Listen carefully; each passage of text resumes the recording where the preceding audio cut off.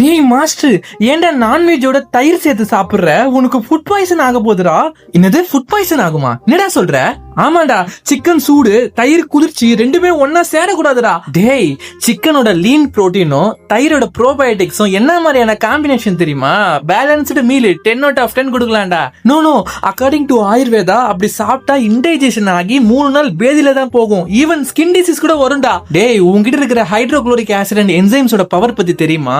புரோட்டீனை செதற விட்டு ஃபேட்ஸை எமில்சிஃபை பண்ணிட்டு போயிட்டே இருக்கும். சிம்பிள் பயாலஜிடா இது. டேய் ஸ்டமக், இவ்வளவு நாள் மாஸ்டர் எங்க 2 பேரும் ஒன்னா தான் சேர்த்து சாப்பிடுறான். அவனுக்கு ஒண்ணுமே ஆகலையாடா. ஃபுட் பாய்சன் ஆகிறதுக்குலாம் சான்ஸே இல்ல. தைரியமா சாப்பிடலாம். டேய் நிறுத்துங்கடா. ஏன்டா இப்படி வாயிலா உயிரினங்களை சாவடிச்சு சாப்பிடுறீங்க? மனசாட்சி இல்லடா உங்களுக்கு எல்லாம். வீகனா மாறுங்கடா எல்லாரும். என்னது வீகனா மாறணுமா? ஒட்டுமீச, இந்தியால எத்தனை பேர் புரோட்டீன் டிஃபிஷியன்சினால கஷ்டப்படுறாங்க தெரியுமா?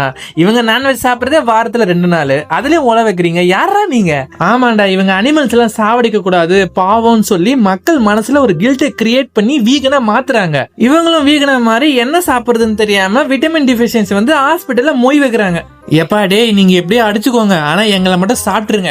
இவங்க பேச்சை கேட்டு வீகனா மாறுறேன் போகனா மாறுறேன்னு ஏதாச்சும் பண்ணீங்க, அதுக்கப்புறம் விட்டமின் B12 டிஃபிஷியன்சி வந்து நர்வ் டேமேஜ் ஆகி நடக்க கூட முடியாம செம்ம கஷ்டப்படுவீங்க சொல்லிட்டேன்.